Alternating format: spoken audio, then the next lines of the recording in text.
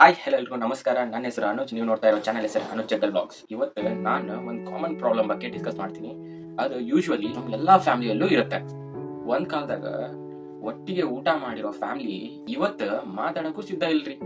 ಕಾರಣ ಏನ್ ಗೊತ್ತಾ? ದುಡ್ಡು.